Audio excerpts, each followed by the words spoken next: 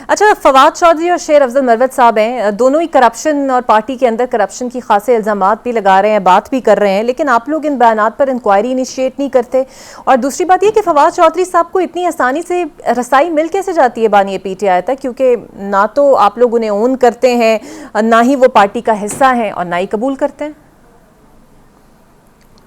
देखिए जी, GHQ का case चल रहा है, मैं भी उसमें अंदर जाती हूँ क्योंकि मैं उसमें नॉमिनेटेड हूँ और उसमें बहुत सारे लोग और भी नॉमिनेटेड हैं, उनमें फवाद चौधरी साहब भी नॉमिनेटेड हैं। वो अपनी हेयरिंग के लिए जाते हैं, उनको एक्सेस इस तरह एज सच इमरान खान से मिलने के लिए नहीं दी जाती, वो अपना केस के चक्कर में अंदर जाते हैं और वहाँ खड़े होते हैं और वहाँ पे बहुत सारे लोग मेरे समेत हम सब मौजूद होते हैं, 3-3 घंटे 4-4 घंटे एक ट्रायल के नाम पे वहाँ तमाशा लगा हुआ वो चल रहा होता है और हम वहाँ मौजूद होते हैं और खान साहब से बातचीत कर रहे होते हैं। तो ये एक कॉन्सेप्ट के कोई अलग से उनको एक्सेस दी जा रही है, ये तो मैं आपको इसका यही बता दूं कि तकरीबन 117 के करीब जो नॉमिनेटेड लोग हैं उनमें से एक जो है वो फवाद चौधरी साहब भी हैं और वो इसलिए अंदर जाते हैं, मैं भी जाती हूँ और लोग भी जाते हैं। उन्होंने मेरे भी प्रोग्राम में 12 दिन से बिल्कुल सही, और उन्होंने मेरे प्रोग्राम में ये बात कही कि खुद बानी पीटीआई ने उन्हें मुख्तलिफ टास्क दिए हैं जिसमें मौलाना फजलुर रहमान से मुलाकात, उन्हें कायल करना, आपका ये जो ग्रांड ऑपोजिशन अलायंस है उसके हवाले से वो मुलाकातें खान साहब की मर्जी से करते हैं। देखिए, मैं अब इस बारे में कोई ना इसकी तायद नहीं कर सकती क्योंकि मेरी मौजूदगी में ऐसा कुछ हुआ नहीं है। और दूसरी बात, आपने कहा कि करप्शन की बातें कर रही हैं,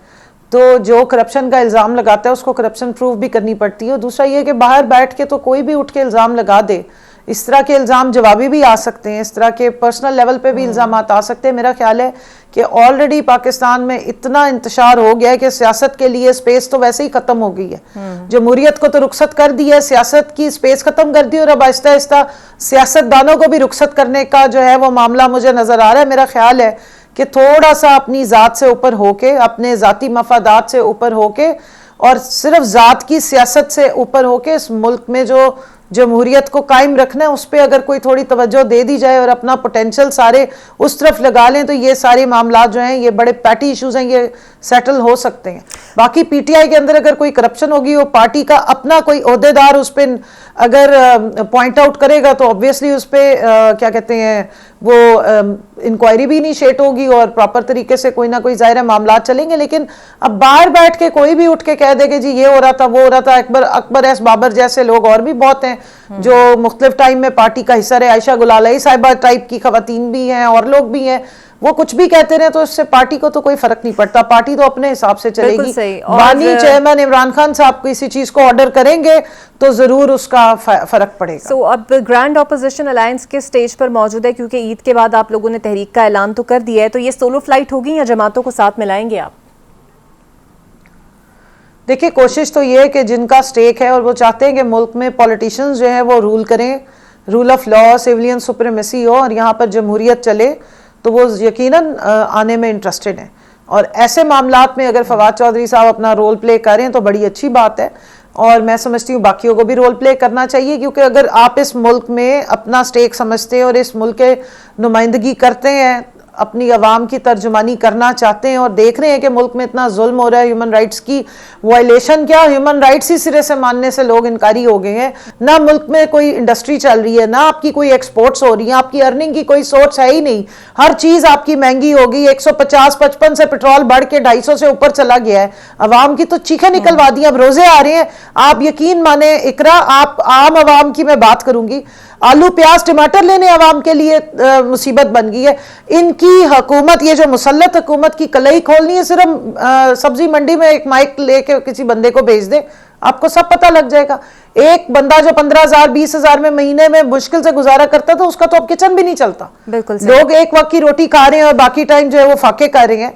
बच्चों के क्या हालात है, आप महंगाई मुल्क में देखें, क्या आप नंबर फजिंग करके ड्रामेबाजी करते रहे, दुनिया को तो सब नजर आ रहा है, आपका रूल ऑफ लॉ भी पता लग रहा है, आपके मुल्क की जमहूरियत के भी हालात सारी दुनिया को पता लग रहे हैं। मरियम नवाज तो कहती हैं कि हर तरफ से अच्छी खबरें आ रही हैं सिवाय अडयाला के, क्योंकि वहां से खत आ रहे हैं। जी, सिर्फ अडयाला से